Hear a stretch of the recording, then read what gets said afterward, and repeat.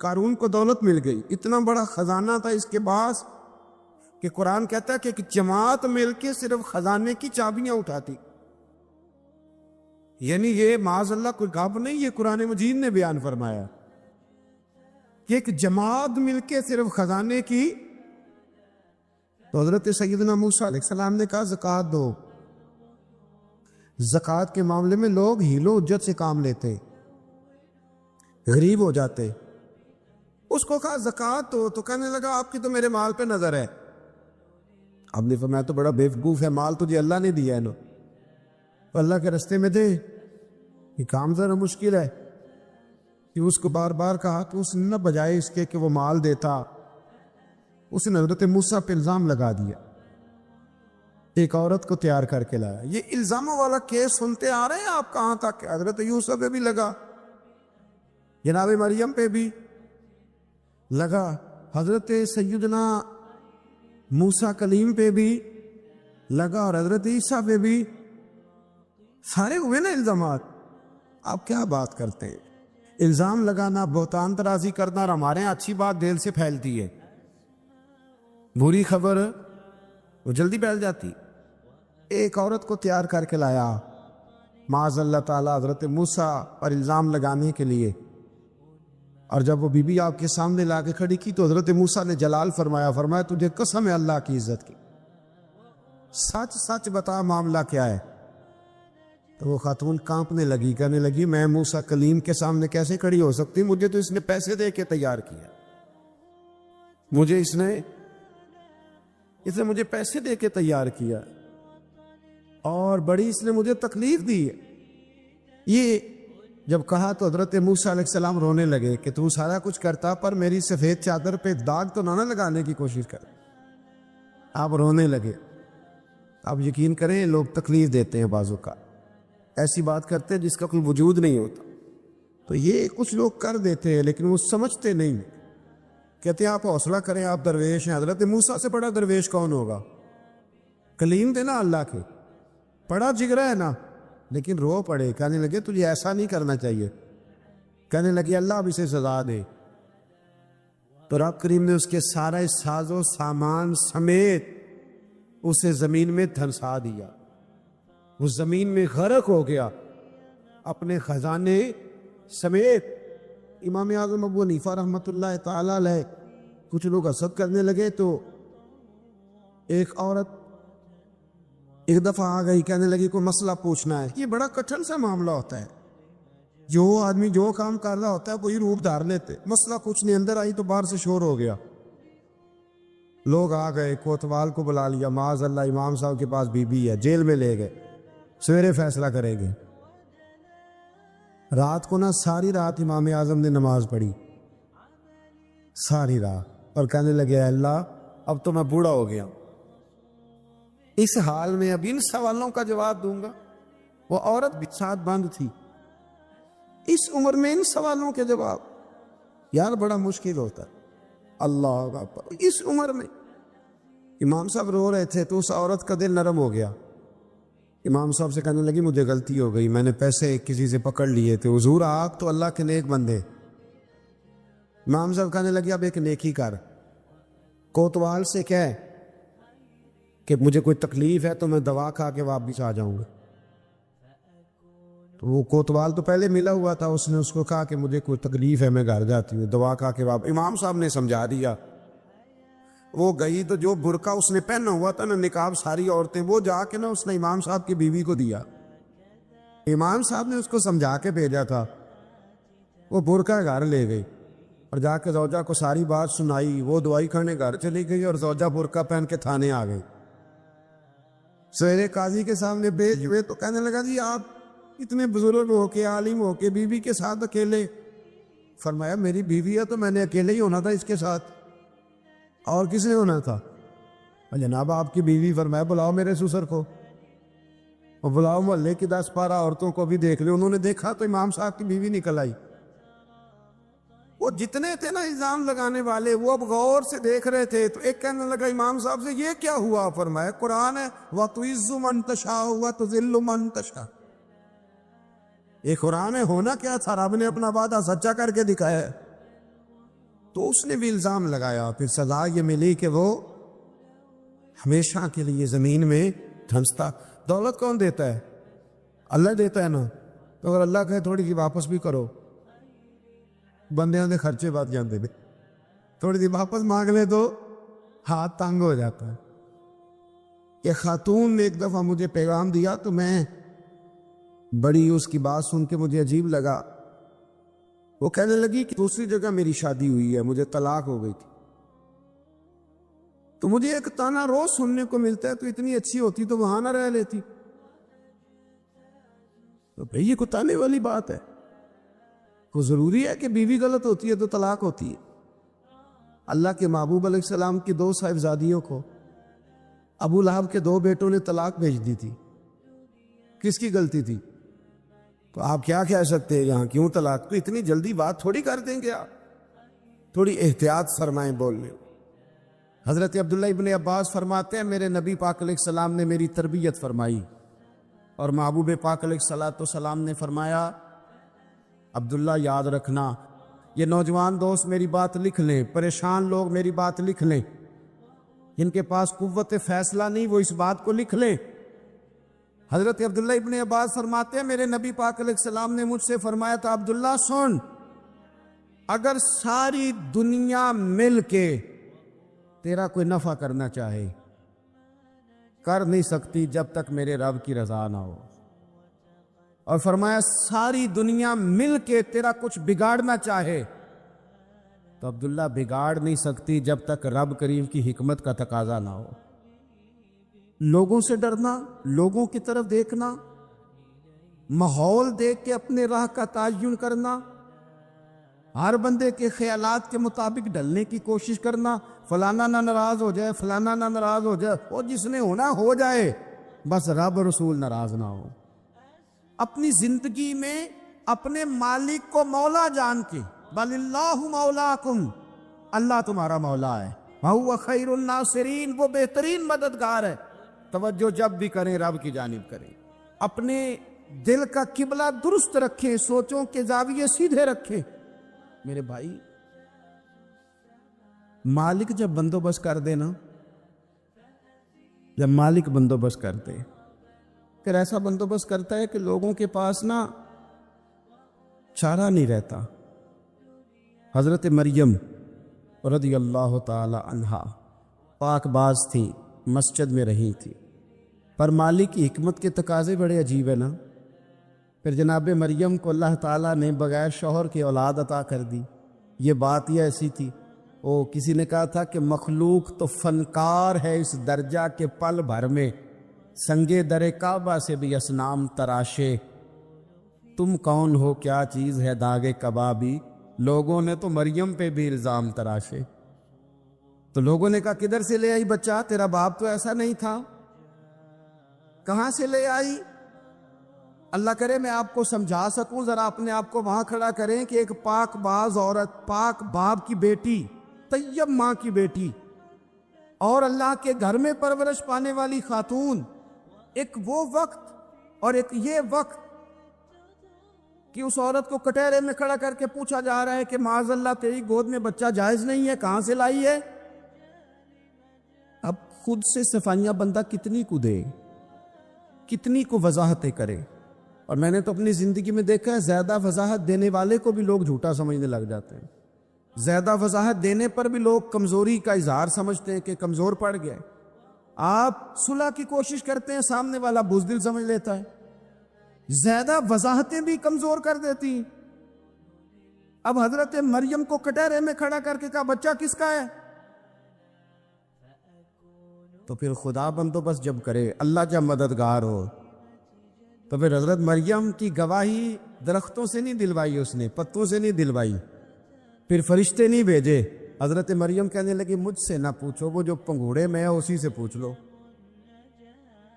ان سے پوچھو نا، وہ کون ہے پوچھ لو، ان سے کر لو سوال۔ انہوں نے کہا پنگوڑے میں چند دنوں کا بچہ یہ جواب دے گا؟ مددگار تھا رب،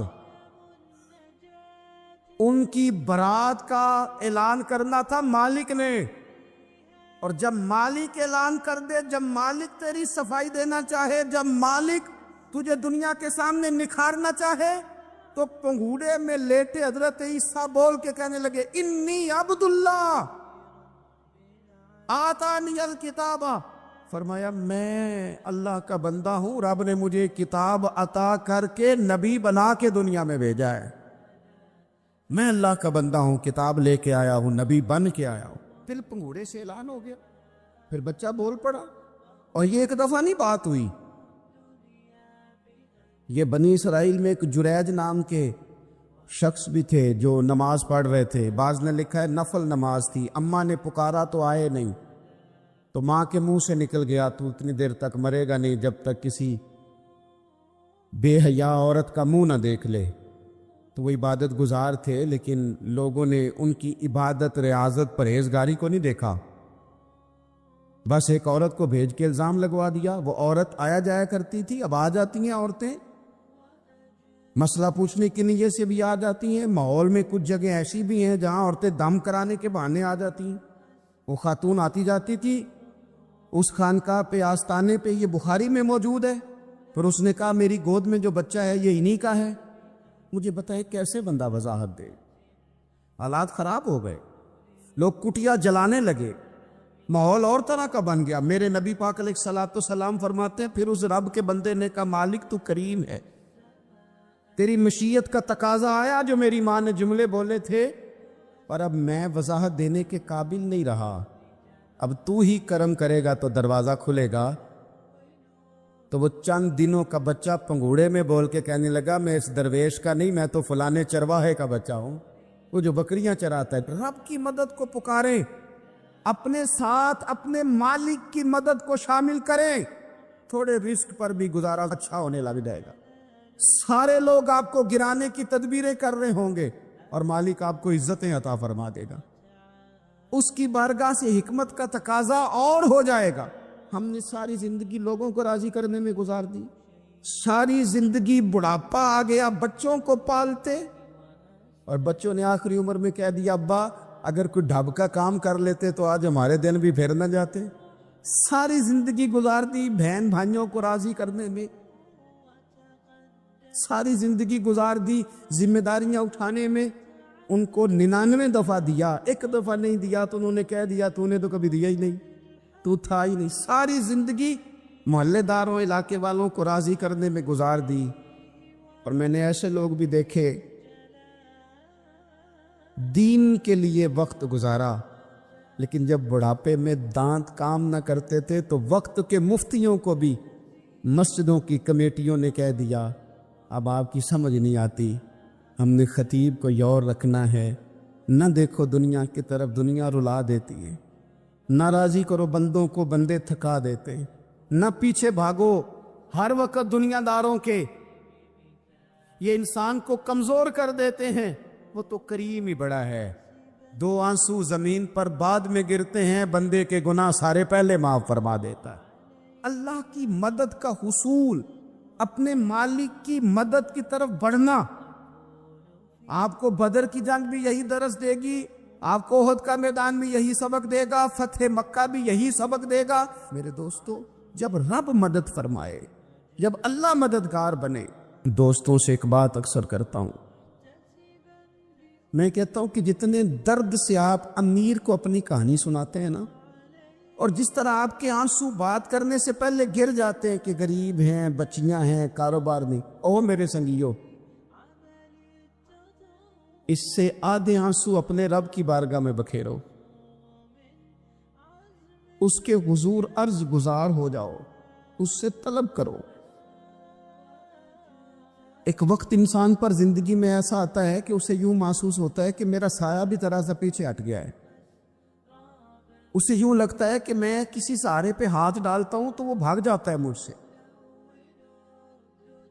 لیکن مالک کی بارگاہ ایسی عظیم بارگاہ ہے، رب رسول کے آستانے اتنے بڑے ہیں کہ آپ جب وہاں کشکول طلب دراز کرتے ہیں تو جھولی پھیلانے میں دیر لگتی ہے، ان کو بھرنے میں تو کوئی دیر نہیں لگتی۔ ہم نے اپنا سوچ کا قبلہ ہی دنیا کو بنا لیا ہے، یہ جو اللہ والوں کی مدد ہے یہ تو ہے نہیں، اللہ ہی کی مدد ہے۔ لیکن یہ جو سیٹھوں کی طرف توجہ کرنا، نوابوں کی طرف توجہ کرنا، دنیا داروں کی طرف توجہ کرنا اور اپنا مزاج اس طرح کا بنا لینا، یارو گردن کو جھکا دیتا ہے خیرات کا پتھر، جہاں میں مانگنے والوں کے سر کبھی اونچے نہیں ہوتے۔ اور اقبال کہتے ہیں غیرت ہے بڑی چیز جہانے تگ و دو میں، پہناتی ہے یہ فقر کو تاج سردارا۔ میں عرض کروں گا کہ اپنی آپ جب توجہ کا قبلہ اللہ رسول کو بنائیں گے تو رب فرماتے ہیں وَيَرْزُقْهُ مِنْ حَيْثُ لَا يَحْتَسِبُ، میں نہ تجھے وہاں سے رزق دوں گا جہاں سے کبھی تیرا گمان بھی نہیں گیا ہوگا، یہاں سے بھی مل سکتا ہے، تو نے سوچا بھی نہیں ہوگا۔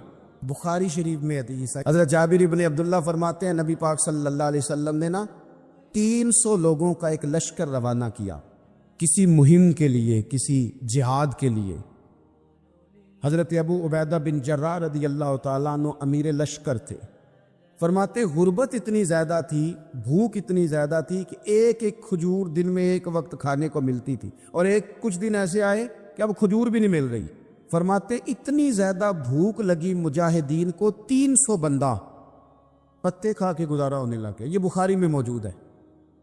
آپ فرماتے کہ دریا کے کنارے ہمارا پڑاؤ تھا، ٹھہراؤ تھا، جب بھوک سے نڈھال ہو گئے نا، وَيَرْزُقْهُ مِنْ حَيْثُ لَا يَحْتَسِبُ، اللہ وہاں سے روزی دیتا ہے، گمان بھی نہیں ہوتا۔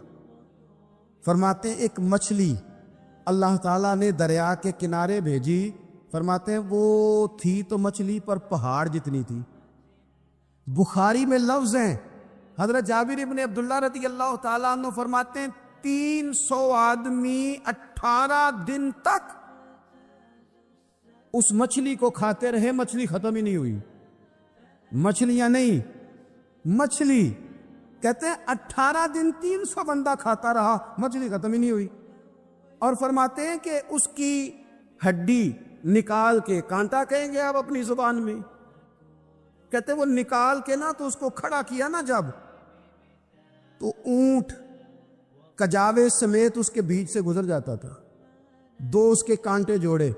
فرماتے ہیں وہ اس کا گوشت ہم کھاتے تھے اور اس کی چربی بطور تیل کے ہم جسموں پہ ملتے تھے، بیماروں کو اس سے سکون آتا تھا، تندرستی شفا ہوتی۔ فرماتے ہیں ہم کھایا بھی ہم نے، اور کچھ لے کے ہم مدینے بھی گئے، اور قربان جائیں نبی پاک نے بھی اس میں سے کھایا۔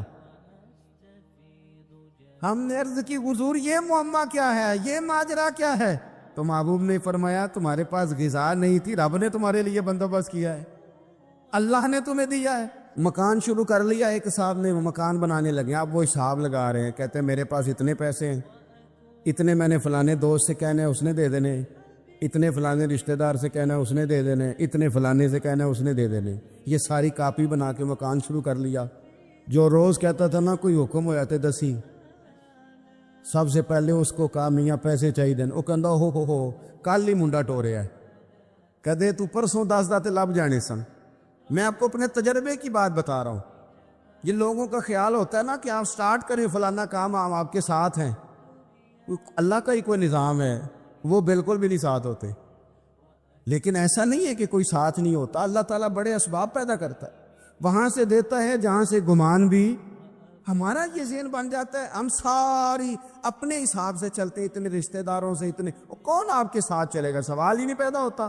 یہ سارے کام چھوڑ کے سب سے پہلے 2 رکعتیں پڑھو، اپنے رب کی بارگاہ میں، رسول کائنات کی بارگاہ میں گزارشات اور استغاثے پیش کرو، وہاں سے خیر طلب کرو۔ دنیا دار کیا دیں گے، کیا دے سکتے ہیں، کیا حیثیت ہوتی ہے کسی؟ اللہ کہتا ہے وہاں سے دوں گا۔ تو جو اللہ مال دے وہ لینا چاہیے کہ رشتہ داروں کا مال دیکھنا چاہیے؟ جو اللہ دے وہ لینا چاہیے کہ سیٹھوں نوابوں کی جیبیں دیکھنی چاہیے؟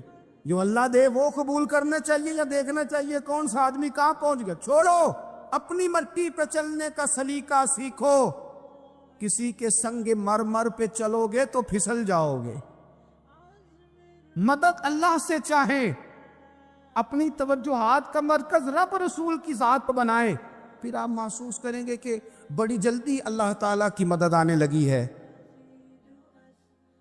کبھی آپ صرف کہہ دیں نا میرا رب میرے ساتھ ہے، اس لفظ میں اتنی طاقت ہے کہ دشمن ویسے زہر ہو جاتا ہے۔ زندگی میں کسی سے بھی لڑائی ہو تو اچھی طرح سوچ لیں کہ اللہ اس طرف ہے یا اس طرف ہے. اگر آپ زیادتی پہ ہیں تو پھر رب مظلوم کی جانب ہے. اگر اللہ کی مدد آپ کے ساتھ ہے تو دنیا کی کوئی طاقت آپ کو گرا نہیں سکتی. اور اگر آپ مظلوم کے مقابلے میں ظالم بن کے آپ کھڑے ہو گئے ہیں اور آپ نے رویہ وہ اختیار کیا ہے کہ جس میں مدد نہیں آئے گی, تو پھر یاد رکھ لیں کہ آپ کوئی بھی ہیں, کہاں بھی ہیں, آپ کمزور ہیں. طاقتور تھے ابتدائے اسلام میں, ظاہری طاقت تھی کفار مکہ کے پاس, وہ ڈنڈوں سے مارتے تھے غریبوں کو, ان کے ہاتھوں میں ڈنڈے تھے, پر خدائی طاقت ان مظلوموں کے ساتھ تھی. صاحب زرقانی نے لکھا ہے, حضرت زنیرہ رضی اللہ تعالیٰ عنہ ایک لونڈی ہیں, غریب ہیں, ماڑے دا کی کام محمد نس جانا یا رونا, غریب سکادی بی بی اور لونڈی کنیزہ, ایک مشرک کی کنیزہ تھی, انہوں نے کلمہ پڑھ لیا, وہ ڈنڈوں سے مارتا, دروں سے مارتا, تکلیف دیتا. حضرت زنیرہ رضی اللہ تعالیٰ عنہ کو اتنا مارا, اتنا مارا. اب آپ ایک اور پہلو پر بھی غور کریں, مار بھی پڑ رہی ہے پر خدا ادھر ہی ہے, اللہ کی مدد ادھر ہی ہے. رب کہتا ہے کہ پہلے تو صبر کرنا, ان اللہ مع الصابرین, تو صبر کرے گا تو پھر رب کی معیت ملے گی. ذرا ٹھہرنا, تو تھوڑا ڈٹنا. ان الذین قالوا ربنا اللہ ثم استقاموا تتنزل علیہم الملائکہ, تو کہے اللہ میرا رب ہے, پھر تو پہلے ڈٹ, پہلے تو نے ڈٹنا ہے. ثم استقاموا, جو ڈٹ گیا, تتنزل علیہم الملائکہ, ڈٹنے والے کے لیے مدد آتی. پہلے تھوڑا ٹھہرنا پڑتا ہے, پہلے تھوڑا صبر کرنا پڑتا ہے, حوصلہ کرنا پڑتا, اس کے بعد مدد آتی. مار پڑ رہی ہے, مارا جا رہا ہے. حضرت زنیرہ کو ان کا مالک جو ہے ظاہری آقا وہ مار رہا ہے, یہ کنیزہ ہے, اتنا مارا, اتنا مارا, ان کی بینائی چلی گئی, نظر آنا بند ہو گیا. ابو جہل آیا اور کہنے لگا زنیرہ دیکھا نا ہمارے بت تیری آنکھیں لے گئے, معاذ اللہ, لات و منات ہمارے بتوں نے تجھے اندھا کر دیا. اب ایسا نہیں ہے کہ بی بی روتی جا رہی ہے, روتی جا رہی ہے, مایوسی مایوسی, معاذ اللہ, پریشانی, غریبی بڑی ہے, پوچھنے والا کوئی نہیں, یہ باتیں نہیں. کیا جملے ہیں خاتون کے, کیا لفظ ہیں. ابو جال نے تنزیہ کہا, معاذ اللہ, کہنے لگا دیکھا نا ہمارے بتوں نے تجھے اندھا کر دیا. تو جناب زنیرہ آنکھوں کی بینائی گئی ہے, رات کو گئی ہے, دکھ ابھی تازہ ہے, لیکن اللہ پہ جو توکل ہے, اپنے مالک سے جو رشتہ ہے, وہ اتنا مضبوط ہے, اتنا طاقتور ہے, اس میں اتنی گہرائی ہے کہ حضرت زنیرہ بول کے نا اتنی قوت سے بولی, اتنی طاقت سے بولی کہ پورے کفر پر لرزہ طاری ہو گیا. فرمانے لگی تمہارے بتوں کی کیا اوقات ہے کہ میری بینائی لے جائیں, یہ میری رب کی حکمت کا تقاضا ہے.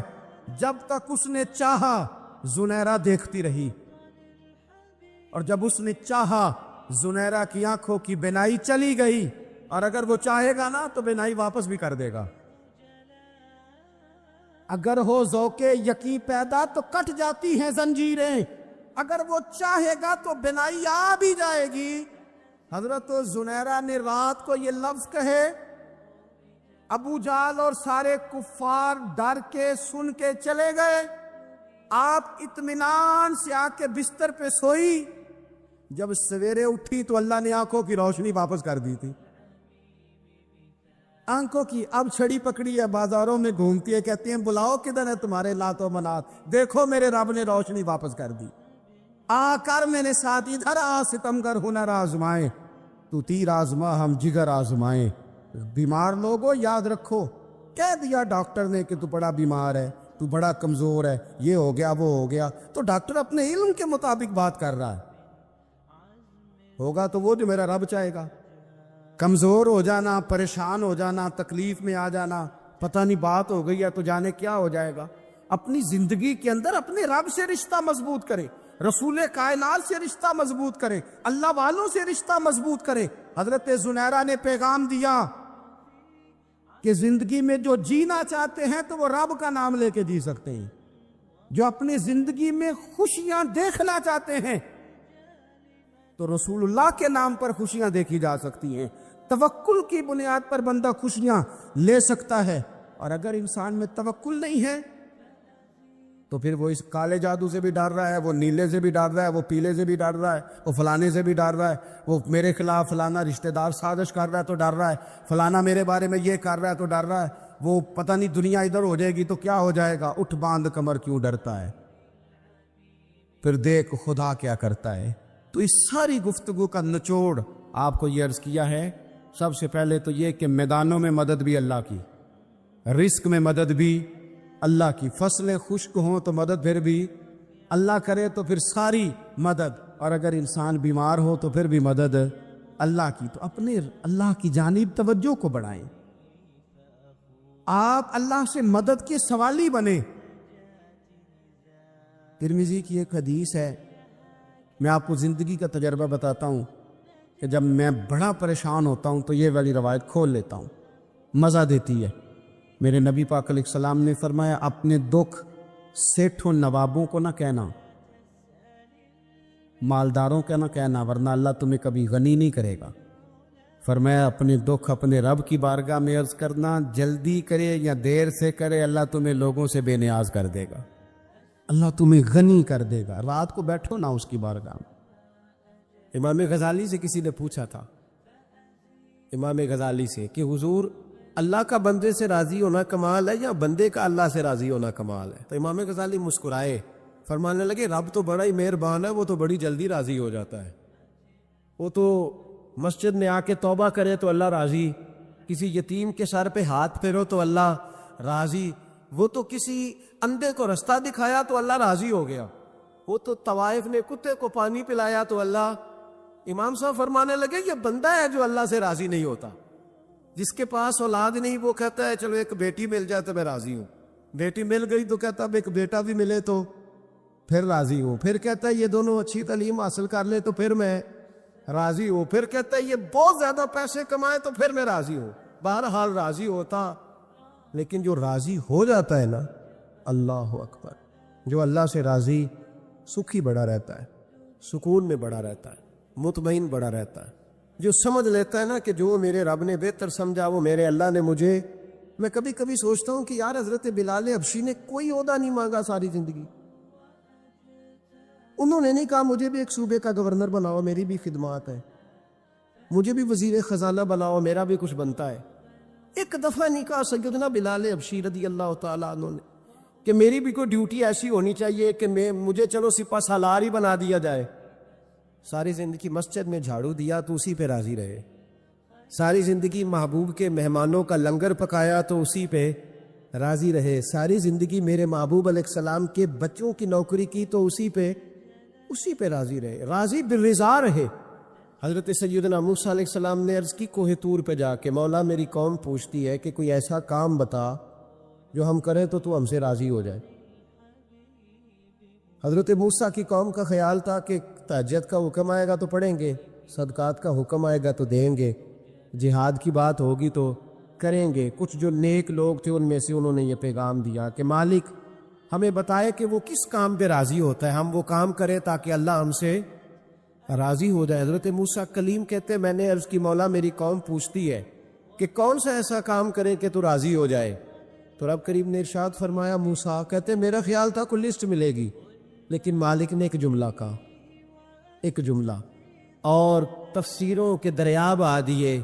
عرش کے مالک نے فرمایا موسیٰ ان سے کہو جا کے کہ وہ مجھ سے راضی ہو جائے, میں ان سے راضی ہو جاؤں گا, مجھ سے راضی ہو جائے. بندے اللہ سے راضی ہی نہیں راضی ہوتے, اللہ کی رضا پہ راضی رہیں, مالک کے فیصلوں میں اپنے دل میں کوئی بوجھ محسوس نہ کریں, اپنی زندگی اللہ کے فیصلوں. دیکھیں نا, جو ماں باپ اللہ نے بڑے اچھے سمجھے وہ ہمارے لیے پسند کی, وہ اللہ نے ہمارے لیے جو اس نے ہمارے حق میں بڑے, جو بہن بھائی, اللہ کرے آپ کو سمجھ آئے, جو بہن بھائی اس نے ہمارے حق میں بڑے اچھے سمجھے وہی بہن بھائی اس نے ہمیں عطا کیے. جس بیوی کو اس نے ہمارے گھر کے گلشن میں بہتر سمجھا اس کو لا کے اس نے ہمارے آنگن میں بٹھایا, اور جو اولاد اس نے ہمارے لیے باعث افتخار سمجھی، وہ اولاد اس نے ہمیں عطا فرمائی۔ حضرت نوح علیہ السلام کا بیٹا کافر ہو گیا، پر کسی جگہ انہوں نے شکوہ نہیں کیا کہ مالک یہ کافر کیوں ہوا۔ اللہ کے قبضے میں ہے نا دل، پھیر سکتے ہیں نا، مقلب القلوب ہے، لیکن حضرت نوح نے دعا اللہ کی رضا پر راضی رہے، سمجھو کہ میرے حق میں جو بہتر تھا مالک نے وہ چیز مجھے عطا کر دی۔ ہم یہ سوچتے ہی نہیں کہ ہمیں نہیں پتا ہمارے حق میں بہتر کیا ہے، ہمارے رب کو پتا ہے۔